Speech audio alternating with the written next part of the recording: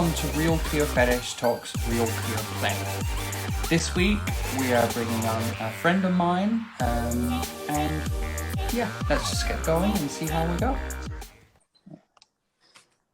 Hello, Hey. beautiful. How you doing? I'm very well, and you? I'm all right. I'm all right. I join you from Manchester. Yes, I was about to say, how is sunny Manchester? Manchester is actually really sunny today. Really sunny, really nice. I haven't seen the sun in a long time. Neither have I. Where was this summer we were We didn't get one. promised? We No, didn't get no. one. We I 2 days, 2 days of Yeah, summer. yeah.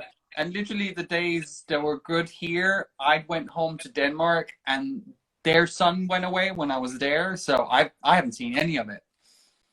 Well, it's the pounders. It's the pounders. We both are plagued by the pounders. That's the Yes, problem. yes. We're not going to put any filters on that filters out white faces. We can't do No. that. We'll just start with the 4 standard questions and then we'll just see where we go from there. Okay. What do you prefer? I call you names, pronouns, and title. Oh, I prefer he, him. And title, I respond to anything. I'm one of 7 kids, so even as a kid, I've just responded to "Hey, you." So that's pretty That much one it. over there. That one over there, you. Cool. Tell me a little bit about yourself. Okay, so I'm 39, legitimate 39. I am originally from Slough, which is known for The Office. It's not a particularly great part of the country, but it's okay. And I came out at 28.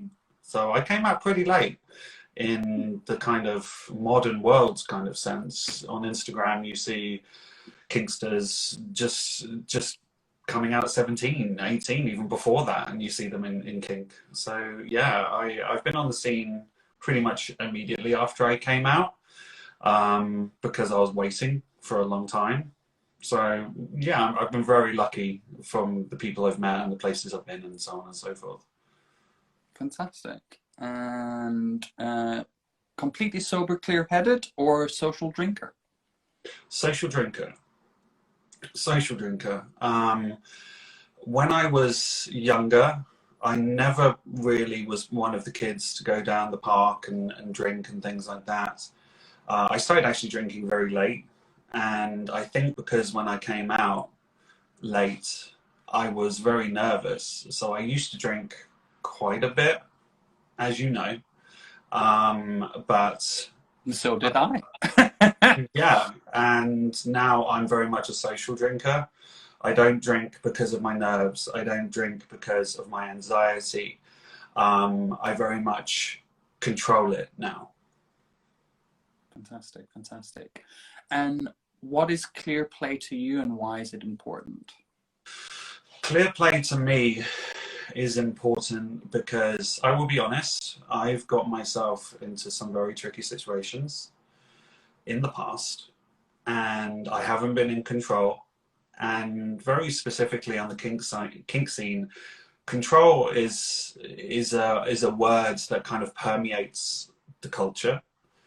And to play safe and to have those connections which are safe, and I am a sub, so it's when you're putting your trust into another, but also as well, it's not just for the top or the dom, but it's being responsible to yourself and not agreeing to do things or put yourself in situations you shouldn't. There's that permeating kind of expression of, oh, I want to push your limits. I want to push your limits. What are your limits? What do you do? What do you want to do? And when you're under the influence, that very much goes away. And I've been punished for it, very much so. My mental health, my physical health. So yeah, it's very much about safety, not just your safety, but those around you as well. Yeah, we've mentioned this on several episodes. It's all about consent. It's about not putting yourself in stupid situations with someone you not quite in control, or I'm just going to address it now. I've been one of those persons towards you in the past. And it's just one of those things, and it's not something I'm proud of, and it's something we've talked about before, where I've either been too high or too drunk and not known what I would be doing, and I've treated you quite horribly in the past because of this, and it's just a good example of why you should not, at least certain types of play is not good in a club. Absolutely not. No, and yeah, you're right. We've spoken about this, and we're fine. And I think that lesson that we both learned was about, well, am I trying to catch up to others? You know, if I see others, you know, because I've always, with my mental health, I'm always thinking, should I be doing what they're doing? Should I be trying to be what they are? And it very much comes to self-identity, really, because for me, I use play as escapism. I have a very stressful job. I am always worried at all given times. So when I play, I want to escape. But then when you're in those club situations, it's kind of, you not only realize that you're putting out this energy, but others are picking up on it as well. Yeah. So for the good people are kind of like, hey, calm down. What are you doing? Or get out, basically. And yeah, we've rescued each other a couple of times. So yeah, absolutely, no problem. It's such a weird thing, especially when we're talking about mental health. You talk about, you're a big advocate about talking about mental health, especially in the kink scene. And it's so important, especially when we talk about master and dom and sub and slave, because there is such a big portion of mind games in that, which as a sub, I do like mind games, but I also know I need to protect my own mental health around it. So it needs to be with someone I trust, and I know they know what they're doing. And I have in the past put myself in a situation with a dom top where it's left me feeling shitty for like 4 days afterwards, and that's not the point of it. Yeah, I with some DOMs, because I've really wanted to play with them, and they've had a reputation of being quite extreme, and certain scenes that they've liked to do, and going into it, I was like, oh God. And I'll be honest, I couldn't handle it. So what did I do? I either took drugs or I drank copiously to do it. It's always, predominantly with me, it's always been really more alcohol than anything, because I am on citalopram, that's the drug I'm on, and it doesn't react well to alcohol. But also as well, I have the extra complexity, which is, as you know, and others online won't, is I have a lot of pre-existing medical conditions as well. So how these drugs all mix together that I'm on prescription, yeah, it was just really, really bad ideas. Really bad. It's such a weird thing, because before I became sober, I didn't think myself as being someone with mental health issues. It's only really something I put a name on in sobriety. And it was actually my ex-partner that kind of pointed out to me, it's like, you obsessing over a text message for 2 weeks is not normal. You need to let that go, and you might need to get on some medication. And I was on sertraline for three years. Just I remember when you went out. Yeah, and you know what? It was a godsend. It was. It helped me at no end. I will also say it helped in the way, because my drug use was connected to my sex drive. So my sex drive went away. So my urge to take drugs went away. So it actually chemically just took my urge away from doing anything. And there was definitely periods where I fucking hated it. But, well, I couldn't feel it. I couldn't feel anything. That was my problem. I'm now completely off. I've been off sertraline for a year now. And that comes with its own challenges as well, because my anxiety and my low moods have not gone away. They're at an extent where I can manage them now. I know my own mind. I know what works for me and what I can't do, and what I need to be looking out after, looking for when my brain does certain things. Sometimes it's just picking up the phones and talking some of the crazy shit out of my head. That normally fixes it. But sometimes I just spend a day in bed, and that's also okay. Oh, it's absolutely okay to spend the day in bed. I spent the day in bed today, before today. The reason why is because I've just moved, so it's the stress of moving city. But then coming on here, even it's getting ready to do it. And that's why when we spoke, it's like you watch the previous interviews. I'm like, no, I'm not going to do that because you're going to be comparing. I'm going to compare, and that is one of my biggest triggers in mental health. And that's kind of the thing as well, like you mentioned about expectations. As a sub, I think there's less expectations on me than there is on someone acting as a dom. Because with mental health, and specifically toxic masculinity, there's always that thing, big boys don't cry. Boys don't feel vulnerable. You've got to be stoic at all times. Sorry, I don't roll your eyes at you. I'm rolling your eyes at the statements you're just saying there, and they annoy me to death. I am a big promoter of talking about my mental health, and the whole notion of boys don't cry. It's so outdated. No. Exactly. It's outdated because there's different how it affects the kink community, and the roles changes drastically. So you have your stereotypical top, your dominant master type, but the bad tops and the bad masters don't know that after a very intense play session, they need to look after their sub. They need to make sure they're okay. They need to be checking their health at all times. And when it's been quite an intense scene, let's say, for example, breathe play, for example. A lot of people aren't into it. I personally am. But it's that looking after afterwards.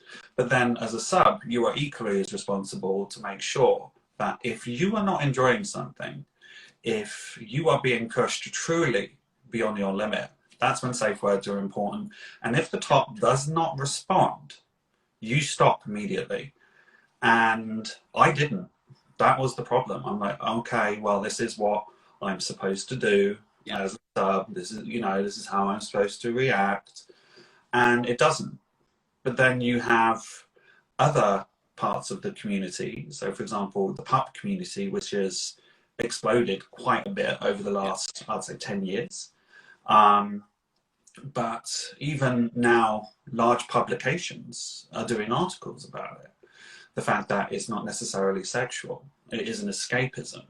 And there was an interview, I think it was Men's Health, quite recently, where they said, for some pups, it's about release, it's about transformation, it's about putting your life to the side. And that's what I identify with. I will try anything, absolutely, but I don't identify in any subcategory. I'll do pup play, I'll do, slave, I'll do gimp. Drone is very fashionable right now because of all the kind of pieces coming out of Singapore and all the rubber men coming out in Asia, which is amazing.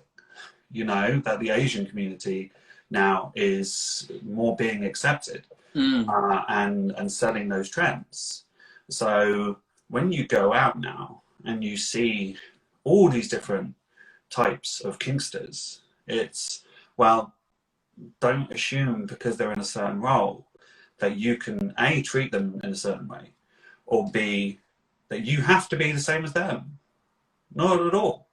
It's about acceptance, and that's when you don't accept yourself. That's when drugs come into play. That's when alcohol comes into play. It's very easy to fall in those traps. Why?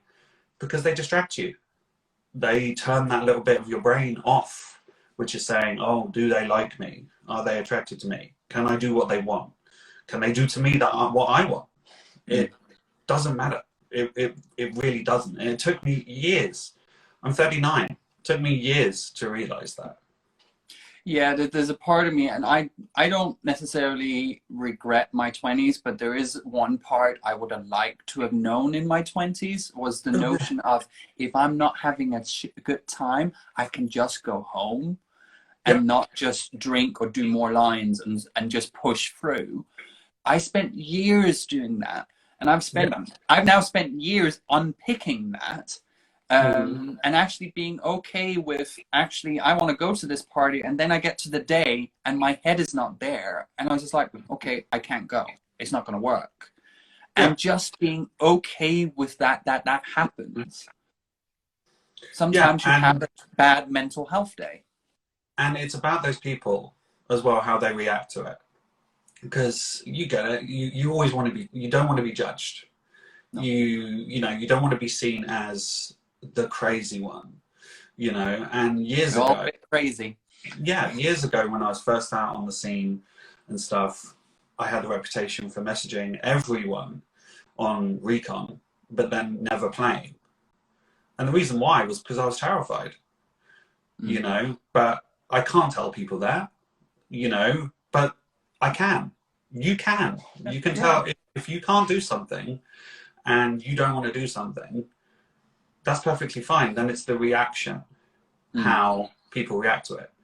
If someone says, oh, you're just wasting my time, it's like, well, no, I'm having a bad mental health day. Yeah. That's it.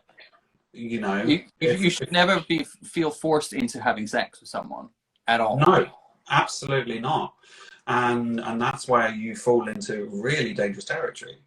Not only for yourself, but also as well how people perceive you and what you're doing. Is if there is people out there that respect you or look up to you, I'm not saying I do, but just hypothetically, then we're saying, oh, if they're doing that, that's okay.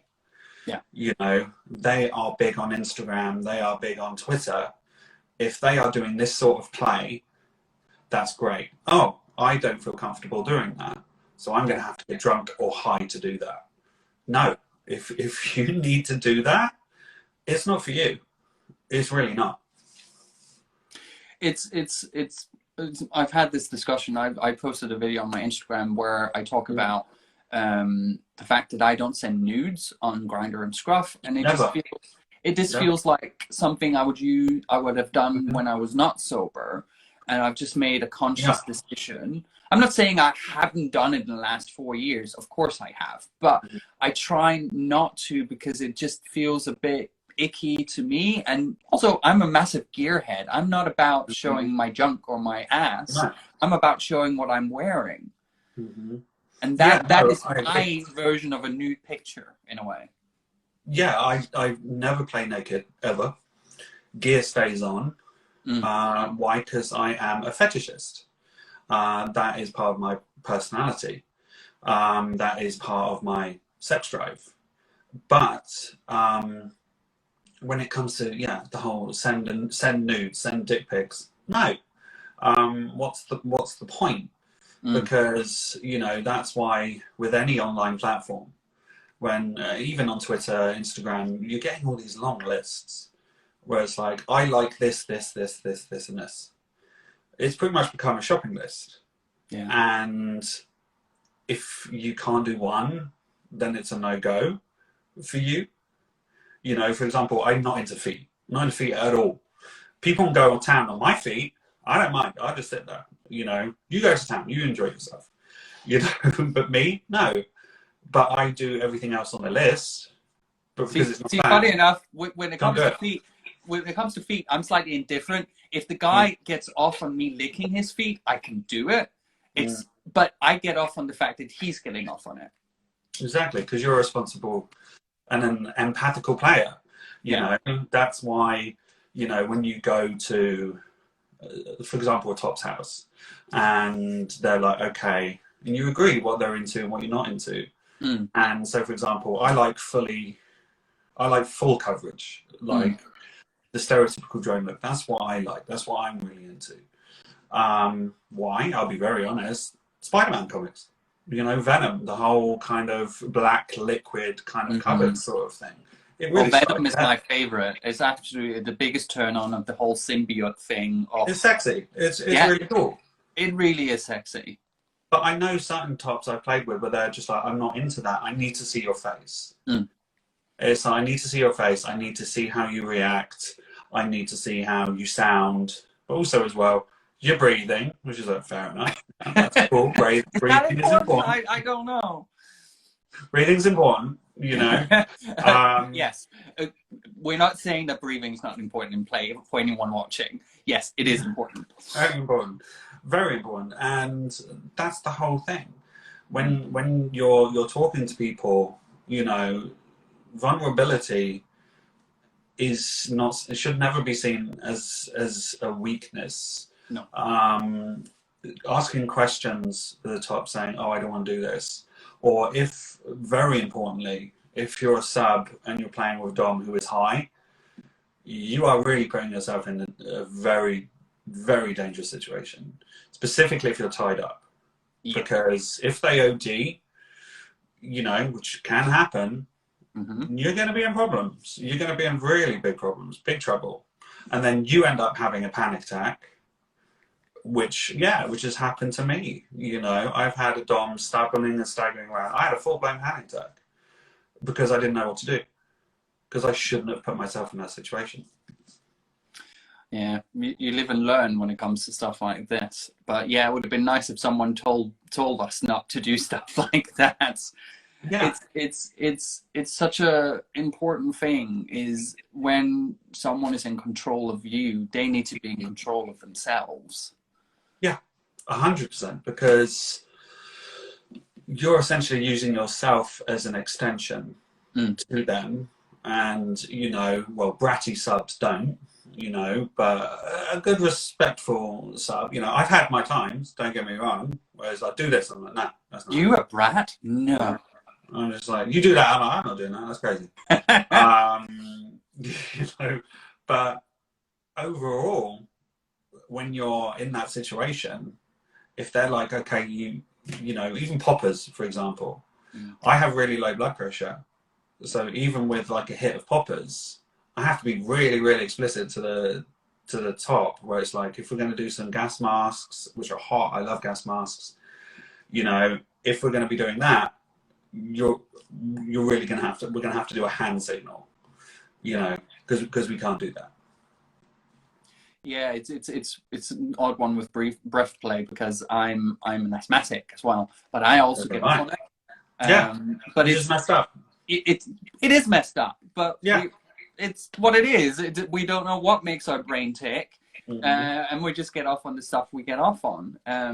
It's you just have to kind of go with it. But yeah, with breath play, you really need to know what you're doing, and it's not just not something you just do off the cusp with someone you've just met off a dating app. Oh God, no. And you know, even like as an asthmatic myself, you know, you got some guys going, you know, oh, we'll do some food play and we'll do it for a couple of minutes. I'm like, are you crazy? 30 seconds. And I'm probably done. You know? Because weirdly, I can't breathe through my Mahusip nose. You know, it just hangs my septum rim. That's pretty much all it does. I breathe through my mouth. So again,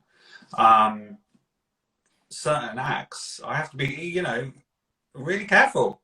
But then again, it's about the assumption. It's about being, people can't guess what you're thinking. No. People can't guess what you're going through. For example, you know, and you know me, there's a t-shirt which I would love to get, which is like, he came, he saw, he left. You know, yeah, I recognize that.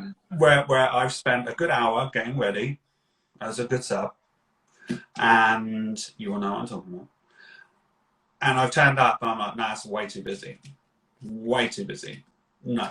See, that was me last Level Social here in London. I went for 4 o'clock, got to around 6. It was not busy when I arrived, which was my point of arriving so early, was because I do not want to walk into a busy room. And then around 6, it got really, really busy. And I was just kind of stuck in a corner. And I was like, I'm not enjoying this at all. It's a combination of being nervous about COVID, of course. But it's also the fact that I haven't really interacted socially in that capacity for a year and Practice. a You have to half. get into practice again. Yeah, Yeah. and I was still kind of learning to be social without drink when COVID happened. And all of Mm. a sudden, I don't feel like I've been set back, but I'm out of practice. Yeah. Oh, 100%. Yeah. That's why, you know, before COVID happened, I was on a date, a non-kink related date, and I was roofied, basically. And it was outside the kink community, but it still happened, Mm. and I had no control. And then COVID hit. So it's like, oh God. So I'm now internalizing all these things that is in my head. But then I'm like, I have to practice being social again. I can't, my usual practice was work. That was my usual practice. Yeah. In the sense of you're at work, you're being really social, you've got your work face on. You can't even use that to practice things. And then you're going in social situations. Like, for example, I went to the Eagle in Manchester, which is a fantastic bar. And it's the first time I've been to a bar in about 2.5 years. 2.5 years. It's wild. So again, all these, you see all these people on Twitter and Instagram, people going to Folsom, you know, I got FOMO, but then I know if I was there, I wouldn't have been able to cope with that. Not in a million years. Too many people buzzing around. I always like to go to events, but be at the side. Yeah. So I can, because I smoke, that's my primary vice. So tops and things like that who are into smoke play, yeah, no problem. Even though, again, Putting out a disclaimer, any tops watching, even though I'm asthmatic as well, which again doesn't make sense. I'm not here to judge. I used to inject crystals, so I can't judge. Yeah, yeah. Well, I've done pretty much every drug there is to try it, and why? Because I'm curious. I'm curious to see how it reacts with my brain chemistry. And because I'm bipolar 2, I suffer with depression very, very easily. And it's something I've had to learn to accept. And every day I get up, and it's almost kind of like an MOT as soon as you wake up. It's like, out of 1 to 10, how do I feel today? Yeah. I'm at a 5. Okay, I'm a bit wobbly, but that's fine. And then every single little thing you do is fine. If you can't do something, that is fine. If somebody is doing something on Instagram, on Twitter, or gone somewhere, even your colleagues, your friends, doesn't matter. And I really used to judge myself against other people, you know, who I'm friends with, who I see online. I used to compare myself, and they're always like, don't compare yourself to me. I've got my own dramas that I'm going through, and it's like, I never knew. It's like, because you didn't ask. It's like, yeah, and that's the problem. Just ask. It's like, hey, how are you doing? But that's a really English expression. Hey, how are you? You know, if you got the real answer, most people will go, huh? It's like, huh? How do I It freaks react? out Americans a lot. It freaks out Americans a lot because, hey, how you doing is you know, very much a greeting. And when the first time I went to America, somebody said to me, I'm like, hi, I'm having a really good day, actually. It's really good. They didn't expect a reply. They didn't expect a reply at all. So again, it's just be honest with yourself and be honest with those around you. Because again, something my therapist told me, and actually my brother told me, was other people don't know the rules to the game you're playing. If, for example, you are even texting, you know, I take ages to reply. I really do. I'm terrible. Why? Because my job, 9 to 5, is responding to everything continuously, immediately.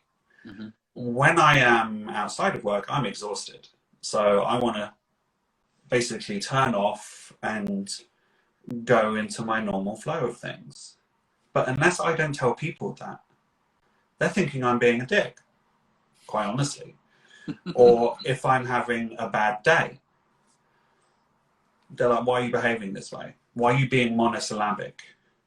They don't know.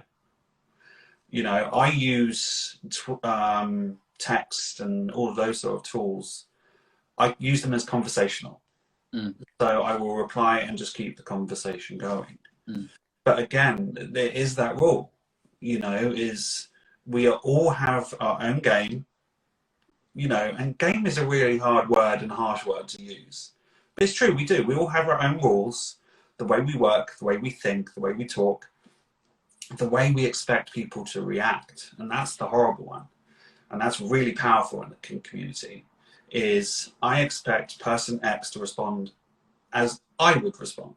No, they respond the way they respond. You can't control it. We kind of have the new problem with a lot, especially here on Instagram, is we have a whole group of people we follow, and we kind of get a stream of pictures and events they do, and all of a sudden you have this sense of you know them.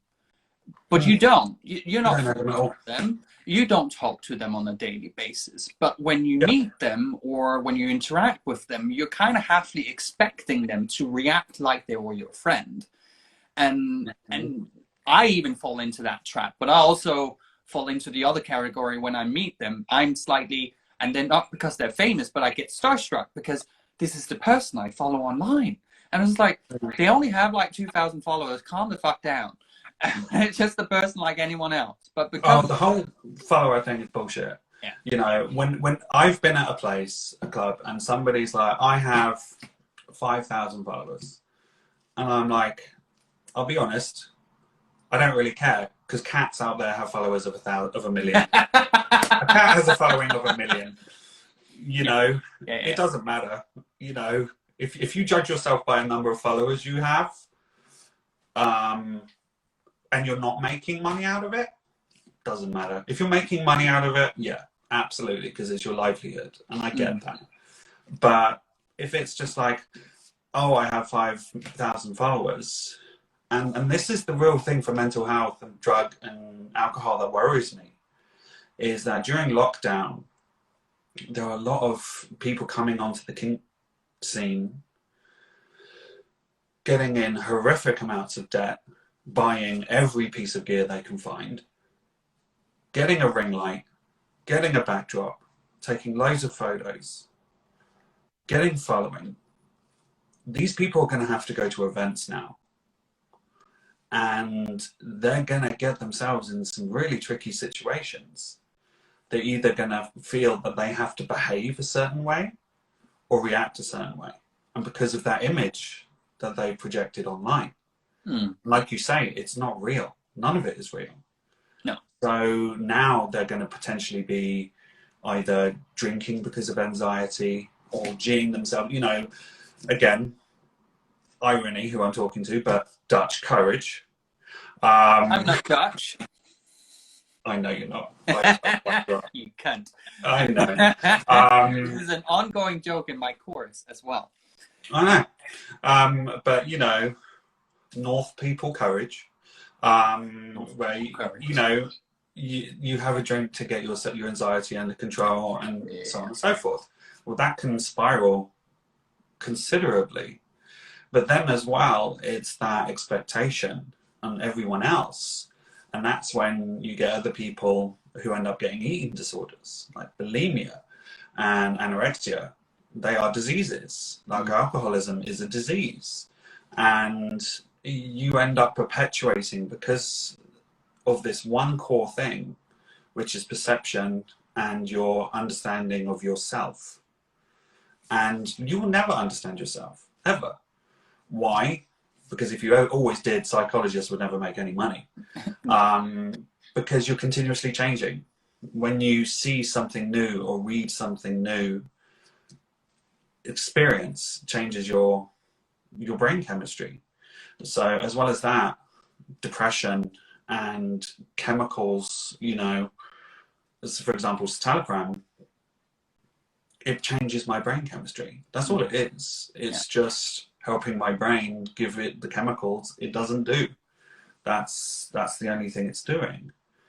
But the stigma around those chemicals is still there, which is really, really interesting, because I've been on a date with a kink guy, and he got out his HIV medication. He's like, oh, I forgot to take my meds. I'm like, cool, fine, no problem. That's I'm the like, way it oh, should be. should be. But then I said, oh, that actually reminds me, I haven't taken, and jokingly, because I called them this, it's like, I haven't taken my crazy pills. I need to take them certain times a day. And he freaked out. He's like, what's that?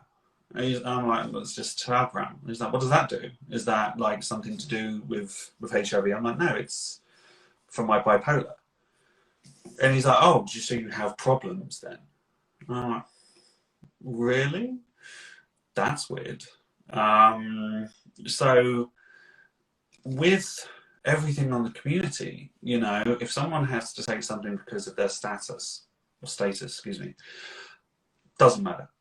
If someone chooses to take PrEP, doesn't matter. Someone takes medication because of their mental health, doesn't matter. It's not your business. It's their business. What is your business is how you react, and how you react should be not as an arsehole. Yeah. You know, my brother taught me as a young age, he's like, if everybody followed the instructions of, when I wake up or do anything, say, am I being a cunt right now? If you're not being a cunt, you're being okay. Just follow those rules.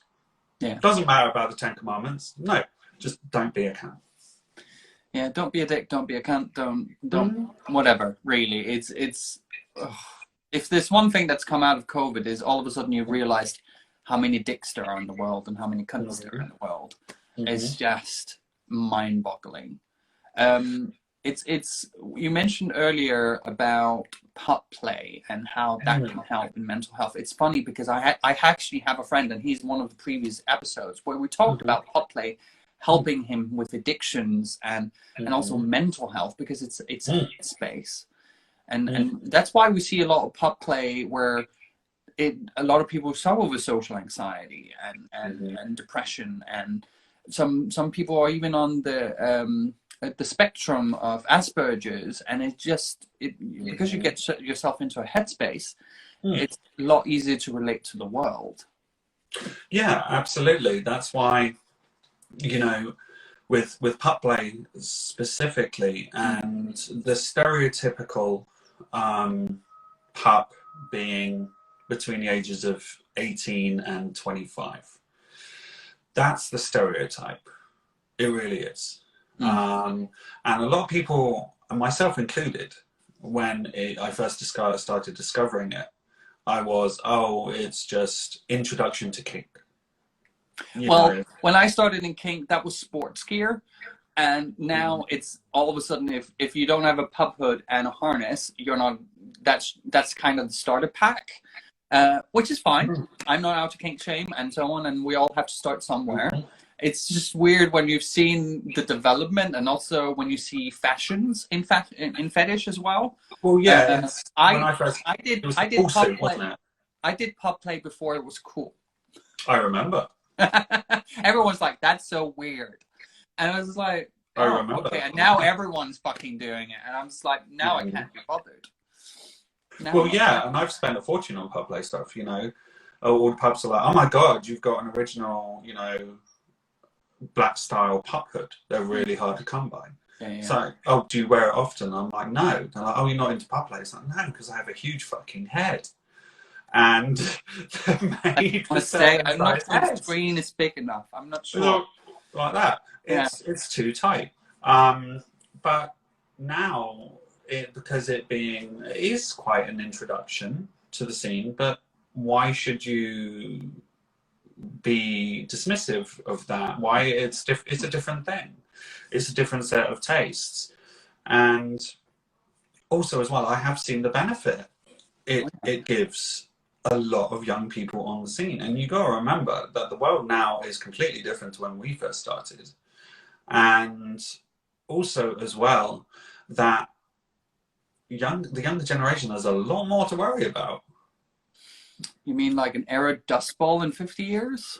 Yeah, they have way more things to worry about. The job market is screwed. You know, global warming, so on and so forth. As well as that, they are the generation that grew up on the internet. Yeah. So they know the internet more than anyone.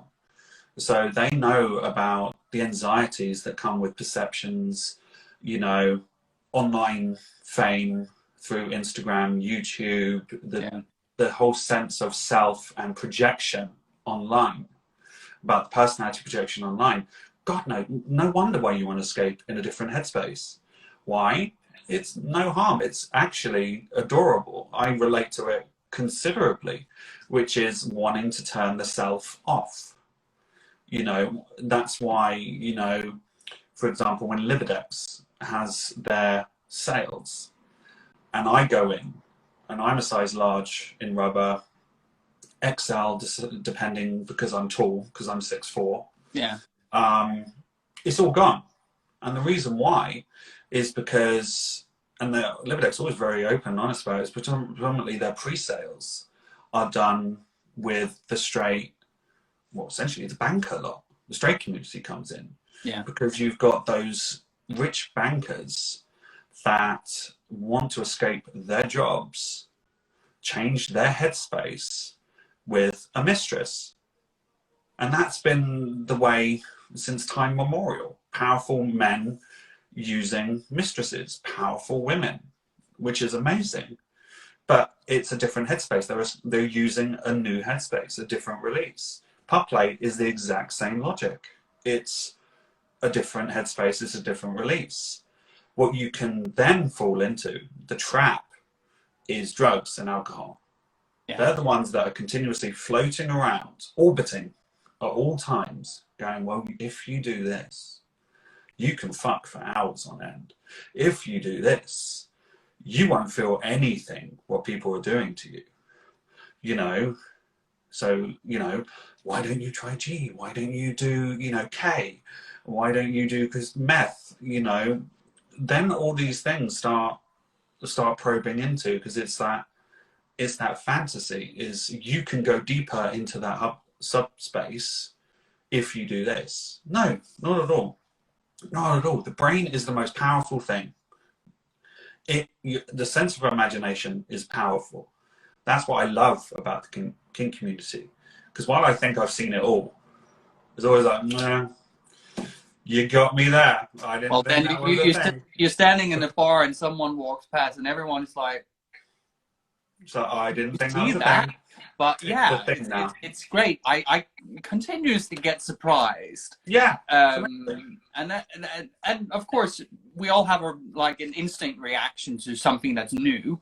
But I was just like, they're doing their own thing and what they really want to do. I'm now seeing a lot of, at least on my Twitter, it keeps popping up, a lot of like diaper play and kind of pretending to be a baby. That's blown up over lockdown. It started blowing up quite a lot. It's popping up on my Twitter constantly. It's not my thing. Not my thing. But I get the headspace. It's a little bit like pop play. It's an escapism. Release. It's a release. As long as it's consensual. Yeah, of course. As long as you are safe, and as long as you are not hurting anyone, specifically yourself or anyone vulnerable or anything illegal, it's up to you. Don't care. Yeah. You know, if you want to dress up as a giant donut and start wanking over yourself, I don't care. I did have a guy a couple of weeks back that wanted to eat donuts off my dick. Not my thing, but small donuts. It's not my thing, but it was nice to have the request. Yeah, I would rather just eat the donut, to be honest. Don't have who wouldn't? On my willy. But then that's like food play, you know, lunch play, and you know, sploshing.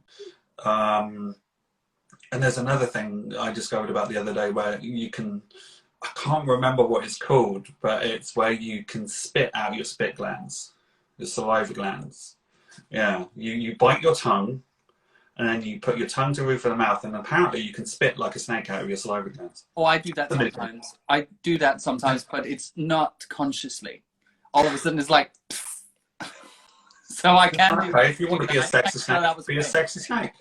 Yeah, I don't care. I really don't. I'll probably have a play with you, probably, because I'll be like, I would be really intrigued. And that's it. With what we always call the second closet, with coming out, because you've got coming out as gay and then coming out as a kinky person. Definitely the second closet. Now, I've been really lucky in the sense that I've always been very open about it. Always. The reason why is because I came out quite late. So my mental strategy was I can't feel shamed anymore, because if I feel shame, which I did before I came out, I won't enjoy life. So it was about, okay, this is who I am and what I do. But then actually coming out as kinky was a complete mistake, because I ordered a load of gear off of Nasty Pig. Other reputable retailers are available. And that was when they still did fetish gear and not muscle tops. Oh yeah, it's just muscle tops now. Their machines and stuff quite interesting. But I had it delivered to my house, my parents' house, by mistake. Oops. And my dad opened it, and my mum called me in hysterical laughter, going, "You've really embarrassed your father." But they were fine with it, because they're like, we always knew, A, you were gay, and we always knew you were kind of kinky as well, because you're always very much into anything tight and shiny. And that's you like anything tight and shiny. It's great. Yeah, anything tight and shiny. It's like, yeah, all right, let's have a go. And that very much started with comics. Then that grew into Lycra. And then from Lycra into neoprene when I did sailing at school. And then I discovered rubber through an advertisement in a Sunday newspaper, right in the back pages, for some Bermuda shorts in latex. And that's how I discovered it. Because again, showing my age, the internet, I don't even know, I feel like I have, and you're not that much older than me. I feel like our generation kind of have our foot in both camps. We remember a world without the internet, and then we remember now. We remember dial-up. Yay!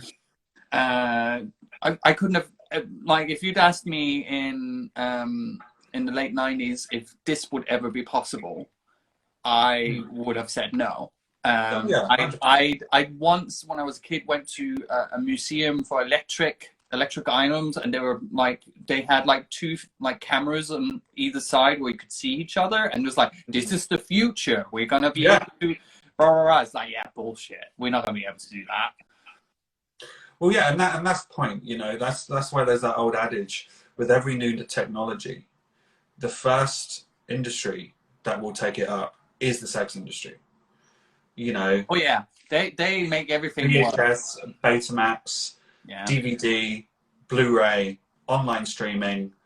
The sex industry will find a way first, which is really interesting. If you want a media to work and still be used, make sure the porn industry is on board. If you don't get them on board, it'll go into obscurity. It's not going to happen. No, it's not going to happen. So again, with the current generation growing up, and again, all these Instagram stars and everything like that, they can gain porn like that. Yeah. So again, it's the comparisons to seeing porn stars all the time, and the logic of a porn star, what it was in the early 2000s, where you had to be working on DVDs and pay for view services. Yeah. That's long gone. Anyone now will own, and then OnlyFans started, and we all know what happened with OnlyFans. Anyone could be a porn star. Oh, girl. We're not so sure about them anymore, but what can we do? They kind of heard the drama, I guess, and pulled back. But still, I'm sure it's left everyone with a very bad taste in their mouths. But that's the point. Now that's got impact on people's mental health. Oh, I should look like that. I should have a six-pack that way. So people get anorexia and bulimia and end up just with skinny people abs, Yeah. or they end up taking tons of testosterone to build them up to be, you know, a muscle daddy or a muscle top or a muscle pig. You know, that has become very fashionable lately. So again, it's all these entryways to really impacting people's mental health. And again, what you see, like we said before, what you see online is not real. No. At all. It's posed, it's rehearsed, it's practiced, and as well as that, that people are projecting just an image they want you to see.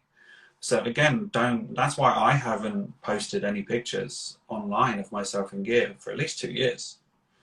I haven't felt the need to. Why? Because I was inside and I was by myself. And for me, rubber is not a thing I get off on wearing alone. No, I'm the same. I'm also really fucking lazy. I am literally, I'm loving doing this, and I have this on, but I'm doing a RuPaul. Yeah. I don't have leather jeans on at the moment, but you can't see that. So, but I've just said it. But never mind. Ignore what I just said. But yeah. Well, that's why I'm in a surf suit. That's why I have, like, in all my wardrobes behind me, that's full of gear. Yeah, yeah. But I prefer full suits and surf suits and things. Why? Because I'm fucking lazy. Yeah. I don't like separates because you're always like adjusting yourself. And I was like, Jesus Christ. You know, it's easiness. It's easiness. So again, but I'm very privileged and lucky that I can have all that gear and do it. But then people are like, you don't take pictures in it. It's like, do I need to? It's kind of become the norm. If you don't have an Instagram for your gear or an OnlyFans where you do something suggestive or full-blown porn, it's all of a sudden you're not doing fetish right. I'm not criticizing anyone who does that. No, I'm not either. If you really want to do that, of course. Because they're exhibitionists, you know. Being an exhibitionist is old as the cows. Yeah. You know, it's forever. I'm not an exhibitionist. I'm a fetishist. There's a difference. Yeah, absolutely. I like the tactility. I like to be in gear with someone. On my own, no. People are like, oh, do you like, you know, rubber up and wank at home? I'm like, no. Because I'm on my own. So it's taken the mystique away from it. Because for me, it is about socializing in gear is fine. I don't care about that. That's fine. Yeah. Because you get to see other people in it as well and appreciate, you know, everyone else. That's great. But then sex in it, no. And again, that messed with my mental health for years. I would never confess that to anyone.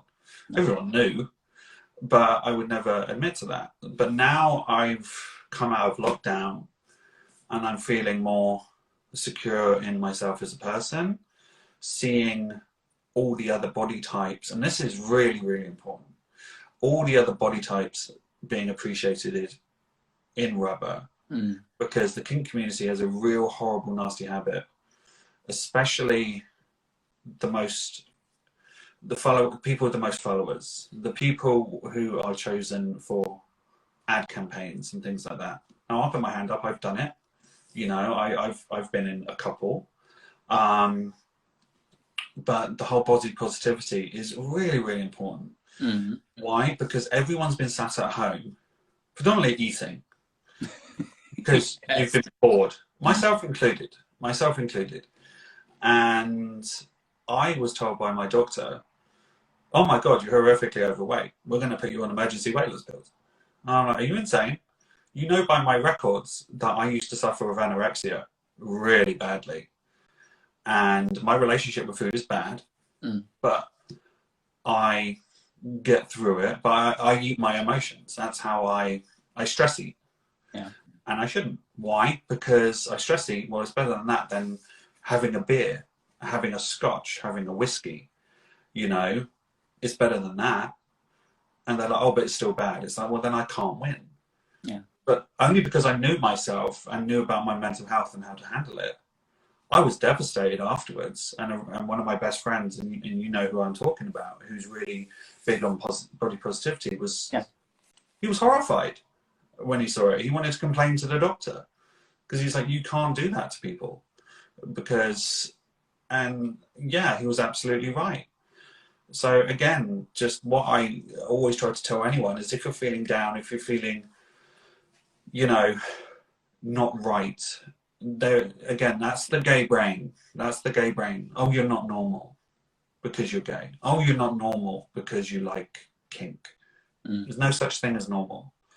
Normal comes from the term of average. You're not average. We're definitely not average. Who wants to be average? And again, that's the average. But then it's like, oh, but then it's the average on the kink community. You know, certain fetish competitions and contests, and you know what contests I'm talking about, all the competitors could be brothers.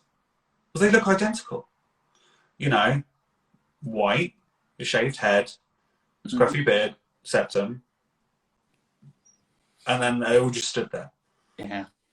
You know, again, I'm not putting any critiques on competitions or anything like that. I'm not. But again, it's, if you don't look like that, it doesn't matter. It really doesn't. It's that standard fetish mold, especially around like with Leatherman. I will blatantly admit that I am probably the stereotype when it comes to this, but I'm also one of those people that don't subscribe to the whole thing of a Leatherman can definitely not smile. A Leatherman can't have a bit of a laugh and a giggle, and I don't have to stand around looking like I have to have a shit all the time. I just get tired of course, if I'm in a certain scene and a certain type of play, I'll have a certain type of persona. But I'm also like, I couldn't care the fucking less about what you want me to be when I'm in a bar. And I've had that in the past where people write to me, it's like, oh, you look really hot, but you're too feminine. I don't see myself, I'm either feminine or masculine, I'm just me. But he'd apparently seen me at a moment where I may have been giggling with the girls and in fetish gear and so on, and that's perfectly fine. But because I'm in full leather, I'm not allowed to do that. And I was like, you know what? Stick it up your bum and go away. Yeah. Oh, again, it's that Tom of, especially with the leather scene, it's that Tom of Finland stereotype, and this is what drives people mad on the gay scene. Stereotypes are stereotypes, or any scene really. Oh yeah. A stereotype's a stereotype for a reason. You may not like it, you know, but it's there for a reason. Like there's this new show on Netflix called Q-Force. Oh, I love it. I found it hilarious. Love it. But loads of gay people, I found it really offensive because there was like a feminine twink. Well, there are feminine twinks out there. You're saying that's bad? I would say this show wouldn't have worked if it wasn't made by gay people for gay people. If it had been written by a group of straight white men, I would have been horribly by committee. Yeah, exactly. That's when it becomes dangerous. Yeah, but because it's written by gay people poking fun at, and the cast is gay. It's literally just Jack and Wanda Sykes and all these great lesbian and gay and non-binary people, trans people doing the voices, and it's great. It's fantastic, and again, it goes back to this whole, you know. There's a song by Rina Sawayama called Excess, and it's a really good bop. It's a really good boppy tune. But there's a lyric in it which she says, "Make me feel less, so I want more." And that can apply to everything and everyone. And a lot of the time, what you're online, you're being pumped with these images of, okay, you need to look like this, you need to act like this porn star, you need to be able to take a dick like this porn star, you need to have a dick like this porn star, you need to have this body like this porn star, and then apply that to every subcategory, so like pup, sub, drone, you know, race, everything.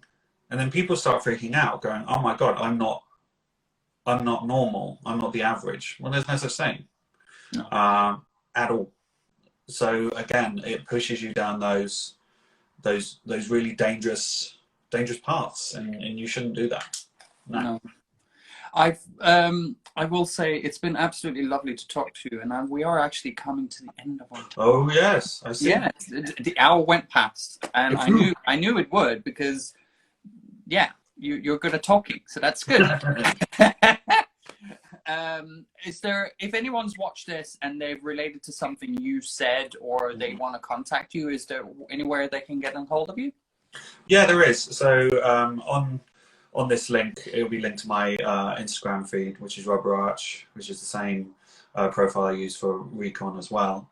So yeah, please feel free to drop me a message. And again, if you're having a bad day, if you just want to talk, if you just want some advice, what tips I use on a day-to-day basis to keep me going. And I will be honest, I have good days and bad days like anyone else, and that's normal, that's fine. So yeah, always just reach out. And that's the important thing for anyone, even if it's not me. If it's your friend, it's your best friend, it's your doctor, doesn't matter, always reach out. Yeah, it's so important to reach out and to talk about it. That's the main thing. We need to talk more about mental health and why it's important. We need to talk more about it on the kink scene as well. We do. We really do. Thank you for coming on, Liam, and being so open and honest with me, especially with this being on a live and it broadcasts to the world. So I'm very happy people do that. Yeah, that's fine. Brilliant. Thank you very much for coming on. You're welcome. Bye-bye. Bye. Thank you for Liam coming on and talking with me about mental health and all sorts in between. It's been absolutely a pleasure to talk to him about all this. Now there will be a short break. I will be back in October, mid-October, because I am going on holiday. So I'll see you in mid-October for the next episode. So play safe, be kind to each other, and if you need it, reach out. It's so important. So see you soon.